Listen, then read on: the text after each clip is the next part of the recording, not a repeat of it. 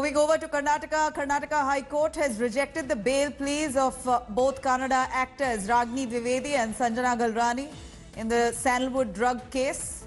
The meanwhile, accused number 6, Aditya Alva, still absconding 2 months now. Let's quickly cut across to Nolan Pinto joining us for more details. Nolan, Sanjana and Ragini, both their bail pleas have been rejected. On what grounds have they been rejected? It's been close to 2 months that they've been behind bars. And at the same time, you have Aditya Alva, who's still absconding 2 months now. Well, Nabila, in fact, this was very important. There was talk that they would actually secure bail.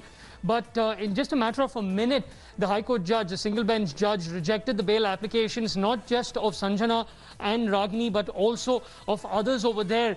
Now, what we're told is that the special public prosecutor of the CCB very clearly had argued against them getting bail, saying that, one, like you rightly mentioned, Aditya Alva is still absconding, and these are very influential individuals. If they go out or if they are let out on bail on whatever conditions, they can tamper with evidence. Now, no doubt in the High Court hearing, both their lawyers had argued, stating that both their clients are innocent, they have cooperated with the CCB, and that they've already spent almost 1.5 months in prison. They are now at the Parapana Agrahara Central Prison, so they must secure bail. However, the High Court judge decided that it would be, he would actually go with what the CCB wants, because the CCB is still going about with the investigation, and there are still some individuals who are currently absconding. Right, and Nolan, it's quite shocking to say the least that both the actors have still not got bail, despite, according to their lawyers, being cooperative with the CCB officials. Also, Aditya Alva still absconding. Any word on where Alva is, what the officials plan to do next to find him?